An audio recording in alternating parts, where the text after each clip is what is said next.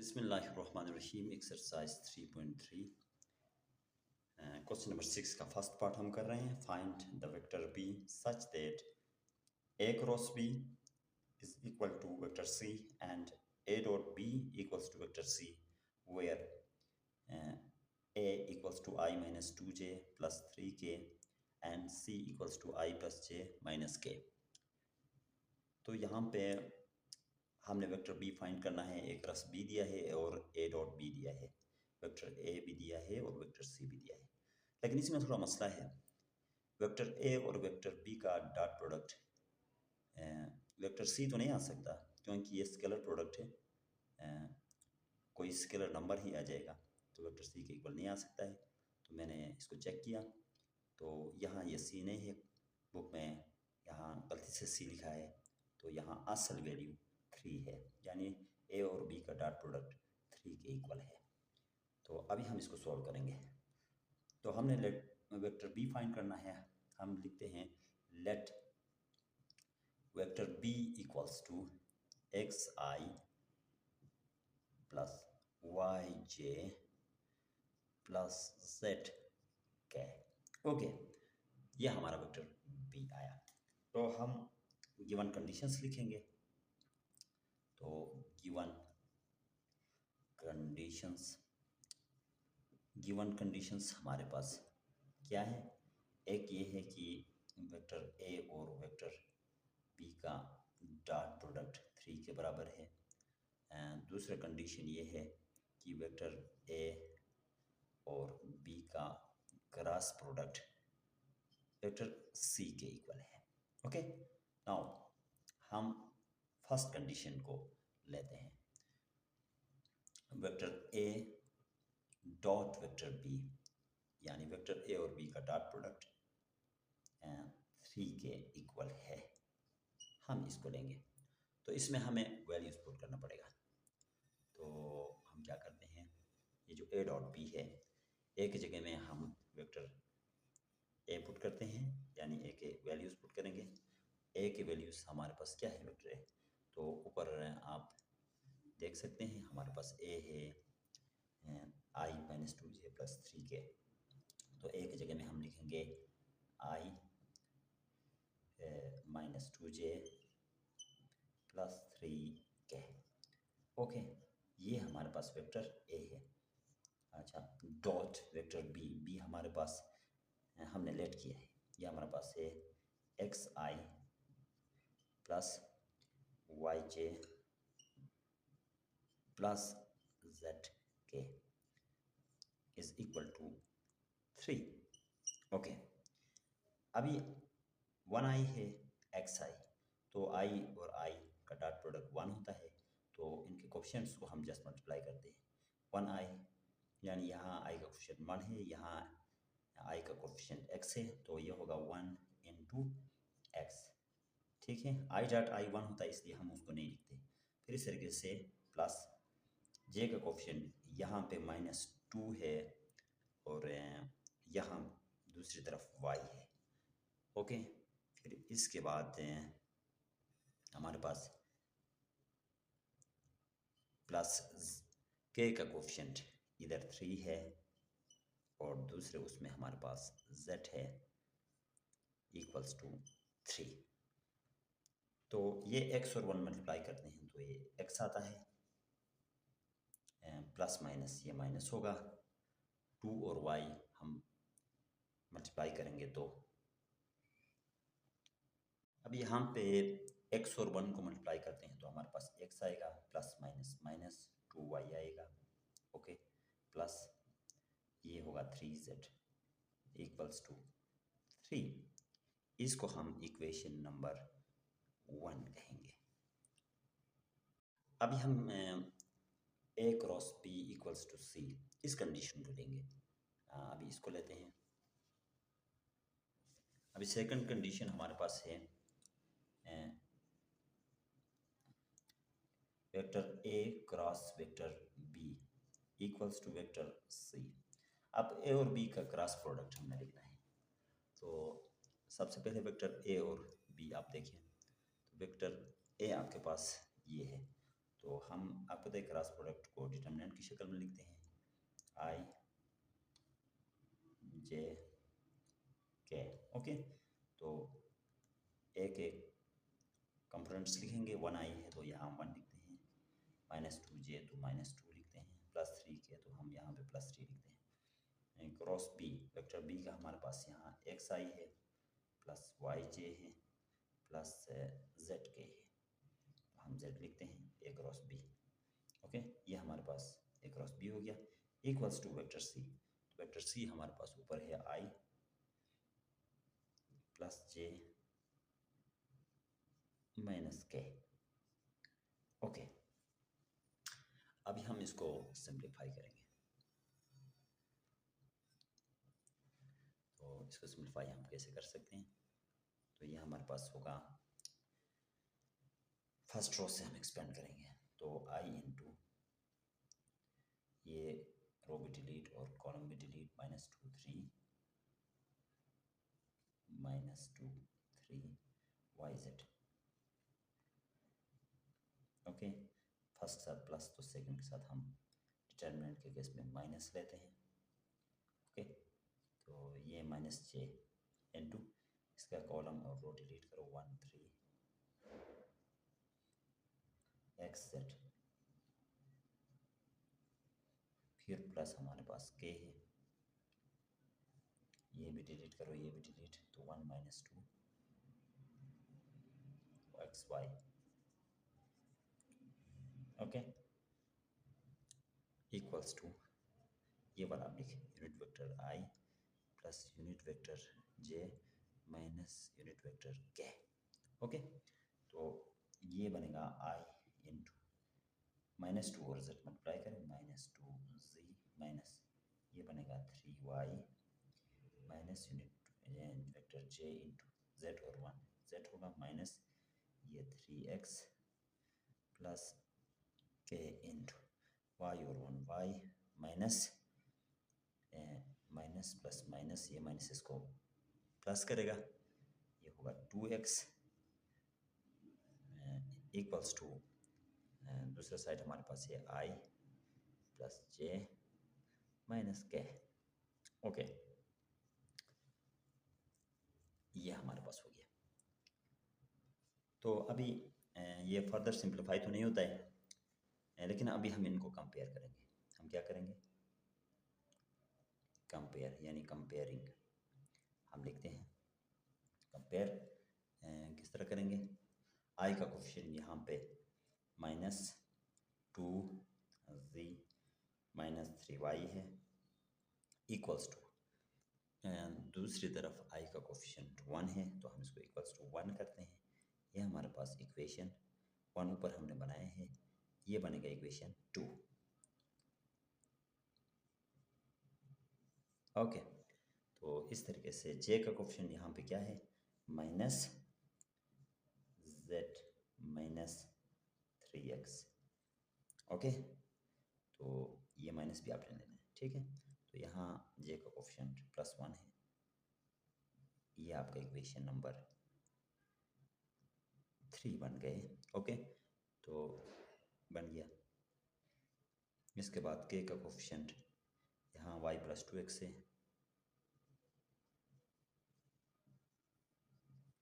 यहाँ -1 है। This equation 4।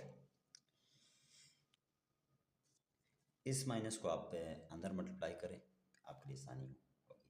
तो आप क्या करेंगे? माइनस को मल्टीप्लाई करेंगे, ये -z होगा, लेकिन अंदर मल्टीप्लाई होके ये माइनस को प्लस करेगा। तो ब्रैकेट हटाएंगे तो ये -z प्लस 3x होगा। तो अब अभी आपके पास 3 इक्वेशन ये बन गए हैं, एक इक्वेशन पहले हमने बनाया है।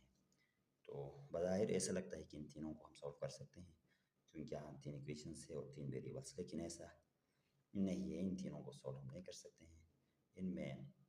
इनको जब रिड्यूस करते हैं तो इक्वेशंस एक j से बनते हैं, तो इसलिए ऊपर वाला इक्वेशन हमारे लिए इम्पोर्टेंट है। हम उसकी मदद से इनको सॉल्व करेंगे। यहाँ पर हम इक्वेशन 3 से x की वैल्यू निकालेंगे और 4 से भी x की वैल्यू निकाल के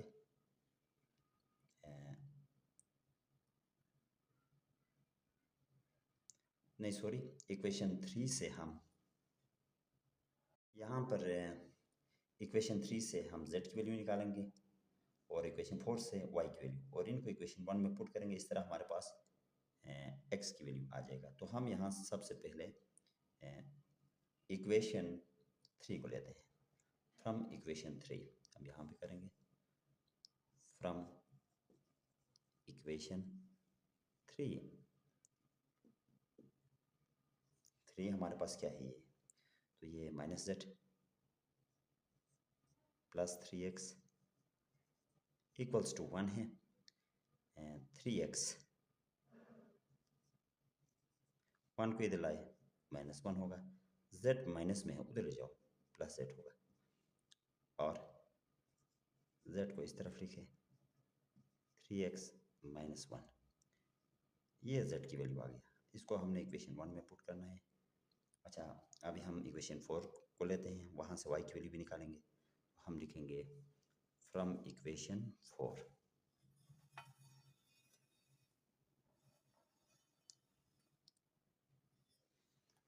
फ्रॉम इक्वेशन 4 फ्रॉम इक्वेशन 4। तो इक्वेशन 4 आपके पास है, आप वैल्यू बेक करके देख सकते हैं, जो कि ऊपर आपने लिखा है वो आपके पास है y plus 2x equals to क्या है, -1 है। तो y अलग करना है, तो y इक्वल्स टू 2x उस तरफ जाके -2x और -1 उस तरफ पहले से है। ये हमारे पास y का वैल्यू आया। ठीक है, तो हम इन वैल्यूज़ को यानी z और y की वैल्यू को इक्वेशन 1 में पुट करेंगे। तो इक्वेशन 1 आपके पास पहले से है, आपने बनाया है, तो आप उसको देख सकते हैं। तो हम लिखेंगे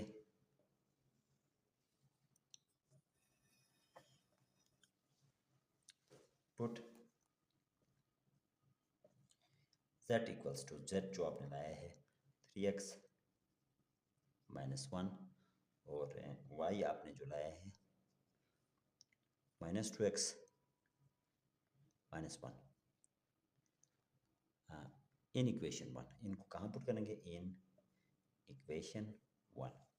इक्वेशन 1 में आप पुट करें तो इक्वेशन 1 आपके पास क्या था, आप वीडियो बैक करके देख सकते हैं। इक्वेशन 1 था x minus 2y plus 3z equals to 3 था। ये था आपके पास इक्वेशन 1। तो इसमें क्या करना है, x को ऐसे ही छोड़ना है, -2 y की जगह में y की वैल्यू, ये वैल्यू पुट करना है। तो y को हटाएं, तो y की जगह में, चलो अब मैं नेक्स्ट स्टेप में पुट करता हूँ x -2, y की जगह में मैं पुट करूँगा -2x minus 1, okay, plus 3 z की जगह में मैं पुट करूँगा 3x माइनस 1 इक्वल्स टू, ये हमारे पास 3 है। अब इसको सॉल्व करें, यहाँ से x आ जाएगा आपके पास, यहाँ से x आप निकाल सकते हैं। ओके, तो x माइनस प्लस होगा, ये 2 2 ज़ा 4x माइनस माइनस प्लस हो गया, ये हो गया 2 1 ज़ा 2 प्लस 3 3 ज़ा 9x प्लस माइनस माइनस 3 1 ज़ा 3 इक्वल्स टू 3। अब सेम टर्म्स को साथ लिखें, x 4x और 9x, तो ये बनेगा x plus 4x plus 9x, okay. फिर इक्वल्स टू कांस्टेंट सारा उधर ले जाए, 3 ये -3 उधर ले जाए, ये उधर जाके +3 हो जाएगा, 2 उस तरफ जाके -2 हो जाएगा, बस ये सारा हो गया। तो 9x प्लस 4x ये 13x होगा, 13x तो 1x 14x, ये टोटल बन गया 14x इक्वल्स टू 3 + 3 6, 6 - 2 ये आ गया 4। तो x आपके पास आ गया 14 डिवाइडेड बाई 4 डिवाइडेड बाई 14। तो 2 से इनको कैंसिल कर सकते हैं, x इक्वल्स टू 2 2 ज़ा 4, 2 7 ज़ा 14, तो x आपके पास 2/7 आ गया। अब इस x इक्वल्स टू 2/7 को हम इक्वेशन नंबर 3 में पुट करते हैं।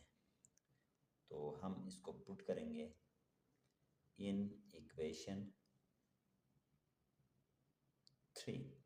जब इक्वेशन 3 में हम इसको पुट करेंगे तो इक्वेशन 3 हमारे पास बनेगा, इक्वेशन 3 आप वीडियो बैक करके देख सकते हैं। वो हमारे पास इक्वेशन 3 था minus z plus 3x equals to 1 था। तो आप x की जगह में 2/7 पुट करें, ये बनेगा माइनस z प्लस 3 x की जगह में 2 divided by 7 equals to 1। Further simplify करें तो ये बनेगा minus z 3 2 plus 6 divided by 7 equals to 1। तो 6/7 उस तरफ ले जाएं तो ये आपके पास बनेगा माइनस z इक्वल्स टू, या आप एक काम कर सकते हैं 6/7 को इधर ही छोड़े, 1 को इधर लाए, -1 इक्वल्स टू माइनस z इधर ले जाए प्लस z। अच्छा ये बन गया। अभी इधर इसका फ़ायदा ये होगा कि ये z इधर प्लस में है। तो अभी आप क्या करें, एलसीएम ले लें। इसके डिनोमिनेटर में कुछ नहीं है तो 1 है, 7 और 1 का एलसीएम 7 होगा, क्रॉस मल्टीप्लाई करें 1 6 6 7 1 minus 7 equals to z। Okay, तो आपने इसको फर्दर सिंप्लीफाई करना है। जब आप इसको सिंप्लीफाई करेंगे 6 माइनस 7 आपके पास आएगा -1 डिवाइडेड बाई 7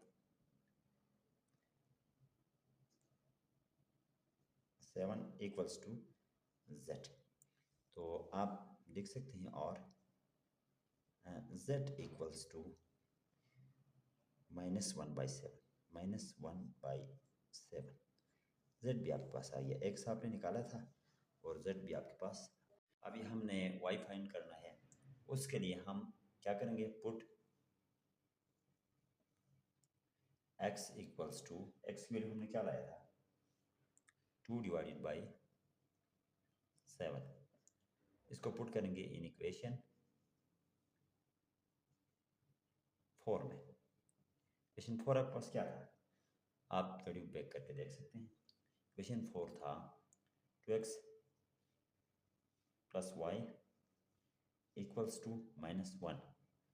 तो इसमें x की जगह में आप लिखे 2 इंटू एक्स की जगह में 2/7 प्लस वाई इक्वल्स टू -1। तो ये 2 2 4 divided by 7 plus y equals to -1। तो y इक्वल्स टू -1, 4/7 उस तरफ ले जाए, -4 डिवाइडेड बाई 7। अभी इनका एलसीएम लेना है, इसके डिनोमिनेटर में कुछ नहीं तो 1 है, तो 1 और 7 का एलसीएम 7 होगा। 7 1 -7, 1 4 -4। तो ये आपके पास आ गया, यानी y आपके पास आ गया -7 -4 -11 डिवाइडेड बाई 7। ओके, ये आपके पास y आ गया। तो y भी आपने लाया। में हमने b निकालना था, which is xi plus yj plus zk। तो यहाँ पे अभी x, y और z के वैल्यूज पुट करेंगे, इस तरीके से हमारे पास b फाइनली आ जाएगा। तो पुट x आपने क्या लाया था, x लाया था 2 डिवाइडेड बाई 7। y क्या लाया था, अभी कैलकुलेट किया है, वो हमारे पास है -11 डिवाइडेड बाई 7। और इस तरीके से z हमारे पास है -1/7। इनको कहाँ पुट करेंगे, in equation 4। In equation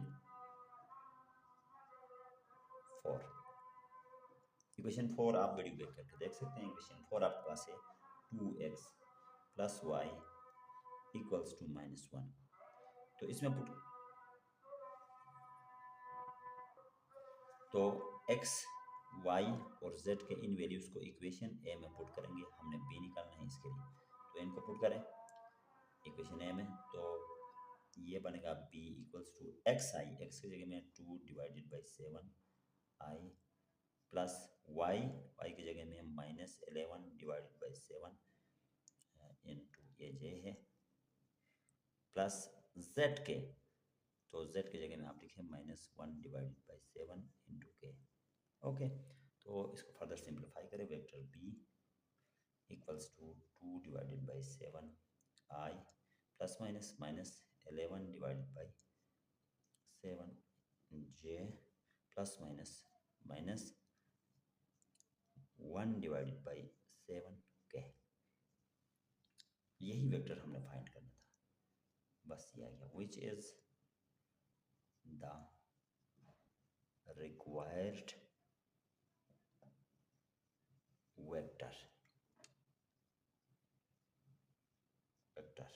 vector B, यानी बी हमने फाइंड करना था। बिस्मिल्लाहिर्रहमानिर्रहीम। क्वेश्चन 6 का सेकंड पार्ट हम कर रहे हैं, एक्सरसाइज 3.3।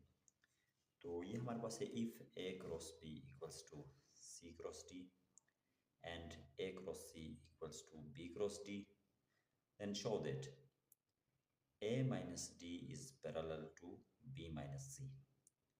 आगे कुछ कंडीशंस दिया है, where a is not equal to d and b is not equal to c। तो मेन चीज़ हमने क्या प्रूफ करना है, हमने शो करना है कि a minus d is parallel to b minus c। तो a minus d को b minus c के साथ पैरेलल शो करने के लिए हमें ये शो करना पड़ेगा कि a माइनस जो d है इसका cross product vector b minus c के साथ 0 है। अगर इनका क्रॉस प्रोडक्ट हम 0 शो करेंगे तो इसका मतलब ये होगा कि जो a माइनस d है ये पैरेलल होगा b माइनस c के। यही हमारा टारगेट है। तो अभी इसके लिए हम काम करेंगे। तो हम स्टार्ट करते हैं प्रूफ। हम लिखेंगे, अभी सबसे पहले जो गिवन है हमने वो लिखना है। सबसे पहले गिवन क्या है, vector a cross vector b equals to vector c cross vector d, इसको इक्वेशन 1 कहे। उसके बाद सेकंड गिवन हमारे पास ये है, तो हम ये लिखेंगे, vector a cross vector c equals to vector b cross vector d। ये हमारे पास इक्वेशन 2 बन गया। हम क्या करेंगे, अभी इक्वेशन 2 को इक्वेशन 1 से सब्ट्रैक्ट करेंगे। तो इक्वेशन 1 से हम सब्ट्रैक्ट करेंगे इक्वेशन 2 को। तो हम इनको सब्ट्रैक्ट करते हैं, तो सब्ट्रैक्ट करेंगे तो हमारे पास क्या बनेगा। तो ये a क्रॉस b है, इसको हमें पहला लिखना पड़ेगा, vector a cross b left side equation 1 का ये है, माइनस इक्वेशन 2 का लेफ्ट साइड हमारे पास है vector a cross vector c है। लेफ्ट साइड का मसला हो गया, इक्वल्स टू अब राइट साइड 1 का c क्रॉस d है, यानी vector c cross vector d है, माइनस इक्वेशन 2 का right side b cross d है, vector b cross vector d। Okay, ये हमने कर दिया। अभी हम डिस्ट्रीब्यूटिव लॉ यूज करेंगे। तो हम लिखेंगे यूजिंग डिस्ट्रीब्यूटिव लॉ।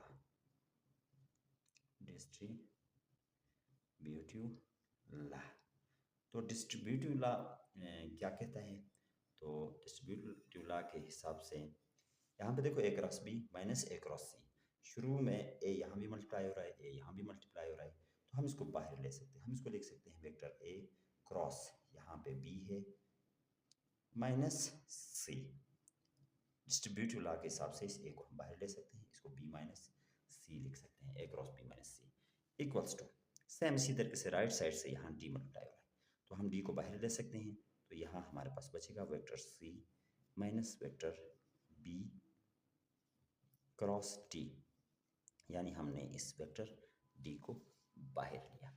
ओके, तो अभी हम यहाँ पे राइट साइड में c minus b cross d है, इस d को पहले लाना चाहते हैं, यानी ये राइट में इसको लेफ्ट में लाना चाहते हैं। तो इसके लिए हमारे पास एक रूल है क्रॉस प्रोडक्ट का कि अगर वेक्टर पी और क्यू मल्टीप्लाई हो रहे हैं, पी क्रॉस क्यू हैं, अगर हम इनको रिवर्स करना चाहते हैं यानी क्यू को पहले लिखना चाहते हैं और पी को बाद में, तो इनमें ये माइनस आ जाता है। ठीक है, अभी हम इस रूल को यहाँ पे अप्लाई करेंगे। तो लेफ्ट साइड को हम ऐसे ही लिखते हैं, लिखेंगे A cross B minus C equals to, D को पहले लाएंगे तो यहाँ माइनस आएगा, डी को मैंने पहले लाया, क्रॉस सी माइनस बी को मैं बाद में लिखता हूँ। ओके, ये हो गया। अब इस माइनस को मैं अंदर अप्लाई करूँगा। जब मैं अंदर अप्लाई करूँगा ना, तो ये क्या बनेगा, डी क्रॉस वेक्टर सी माइनस में जाएगा और वेक्टर बी प्लस में जाएगा, क्योंकि ये माइनस माइनस प्लस हो जाएगा। तो बी को मैं पहले लिखता हूँ, ये प्लस में गया, सी माइनस में जाएगा, बाद में इसको लिखूंगा, यानी सी माइनस बी, माइनस को अंदर मल्टीप्लाई करने से बी माइनस सी हो जाता है। लेफ्ट साइड को ऐसे ही लिखें।